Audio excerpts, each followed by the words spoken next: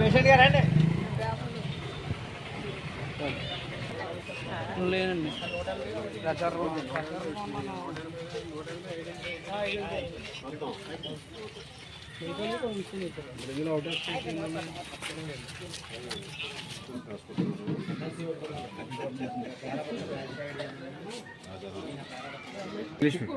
School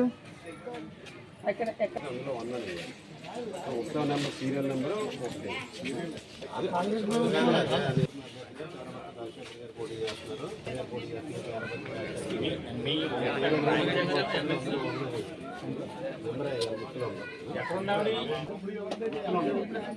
అభ్యర్థి నేను పోటీ చేస్తున్నారు పోటీ చేస్తున్నారు ఆయన పేరు కూడా బాక్స్ ఉంటుంది 1 అని అభ్యర్థులు పేరాబత్తుల రాజశేఖర్ గారు పోటీ చేస్తున్నారు ఆయన పేరు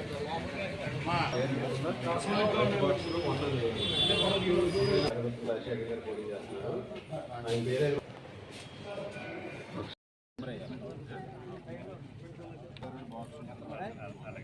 ఎక్కడ జరుగుతుంది వర్క్ రండి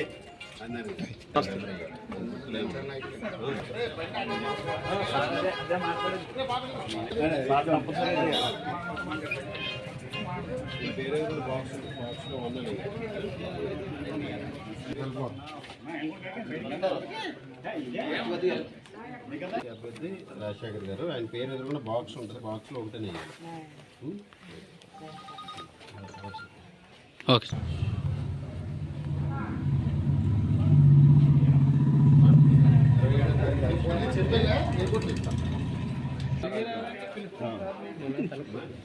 రాజశేఖర్ గారు ఉమ్మడి పార్టీ అభ్యర్థి పోటీ చేస్తున్నారు ఆయన పేరు ఎదురుకున్న బాక్స్ ఉంటుంది బాక్స్లో ఒకటే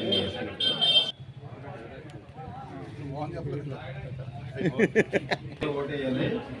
మన ఉమ్మడి పార్టీ అభ్యర్థి రాజశేఖర్ గారు కూడా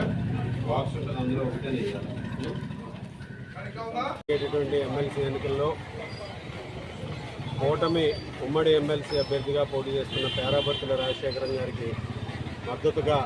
ఈరోజు తణుకుపట్నం 28వ వార్డు గుమ్మంపాడు విలేజ్ మల్లిపాడు విలేజ్ల్లో ప్రచార కార్యక్రమం నిర్వహించడం జరుగుతుంది. ఈ ప్రచార కార్యక్రమంలో ఎమ్మెల్సీ ఓటర్లు ఎవరైతే ఉన్నారో వారందరి దగ్గరికి వెళ్ళి ఈరోజు రాజశేఖర్ గారికి ఎందుకు ఓటు వేయాలి, అదేవిధంగా ఈ ప్రభుత్వానికి ఎందుకు మద్దతు తెలియజేయాలని ప్రజలని అడిగి వారి సంతృప్తి మేరకు రాబోయే ఎలక్షన్లో రాజశేఖర్ గారికి ఓటు వేసే విధంగా వారందరూ కూడా ముందుకు రావడం ఈరోజు చాలా సంతోషం. ఈరోజు ఏ ఇంటికి వెళ్ళినా సరే వారందరూ కూడా ఈరోజు పాజిటివ్గా స్పందిస్తూ ప్రతి ఒక్కరూ కూడా తప్పనిసరిగా కూటమి అభ్యర్థికి వారు ఓటు వేస్తామని చెప్పడం కూడా ఈరోజు ఈ ప్రభుత్వం పట్ల ఉన్నటువంటి సానుకూల దృక్పథం ఏదైతే ఉందో దానికి నిదర్శనం అని సందర్భంగా తెలియజేస్తున్నా. ముఖ్యంగా గత వైఎస్ఆర్ కాంగ్రెస్ పార్టీ ప్రభుత్వంలో 5 సంవత్సరాల పరిపాలనలో రాష్ట్రానికి 11 లక్షల కోట్ల రూపాయల అప్పులు మిగిల్చి జగన్మోహన్ రెడ్డి గారు అన్ని వ్యవస్థల్ని నిర్వీర్యం చేసి ఈరోజు రాష్ట్రంలో ప్రజల నెత్తిన ఎంతో భారం మోపి వెళ్ళినటువంటి పరిస్థితుల్లో ఏర్పడినటువంటి కూటమి ప్రభుత్వం ఏర్పడిన తర్వాత చంద్రబాబు నాయుడు గారి నాయకత్వంలో ఈరోజు మోడీ గారి సహకారంతో ప్రతి అంశాన్ని కూడా సీరియస్గా తీసుకుని సమీక్షించి ప్రతి ఒక్క రాష్ట్రంలో ఉన్నటువంటి పరిస్థితులన్నిటికీ కూడా అన్ని వ్యవస్థల్ని కూడా సమీక్షించి ఉన్నటువంటి లోపాలని సరిదిద్దే విధంగా ఈరోజు ముందుకు వెళ్ళడం జరుగుతుంది. ముఖ్యంగా ఈరోజు రాష్ట్రంలో ఉన్నటువంటి అప్పులని ఏ విధంగా అధిగమించి మరలా రాష్ట్రాన్ని ఆదాయం సృష్టించాలనే దాని మీద ఈరోజు కూటమి ప్రభుత్వం ముందుకు వెళ్తుంది. ఆదాయం సృష్టించడంతో పాటుగా ఆ ఆదాయాన్ని ప్రజలకి పంచే విధంగా ఈరోజు కూటమి ప్రభుత్వం ముందుకు వెళ్తుంది. ముఖ్యంగా యువత భవిష్యత్తే లక్ష్యంగా కూటమి ప్రభుత్వం అన్ని విధాలుగాను కూడా వారికి అండగా నిలబడే విధంగా కూడా ముందుకు వెళ్ళడం జరుగుతుంది. ఈరోజు కేంద్రంలో బీజేపీ ప్రభుత్వం, ఇక్కడ చంద్రబాబు నాయుడు గారు, పవన్ కళ్యాణ్ గారు ఈ రాష్ట్రం కోసం నిరంతరం కూడా శ్రమిస్తూ రాష్ట్ర భవిష్యత్తును కాపాడాలనే విధంగా ఈరోజు అనేకమైనటువంటి కార్యక్రమాలకు శ్రీకారం చుట్టడం జరుగుతుంది.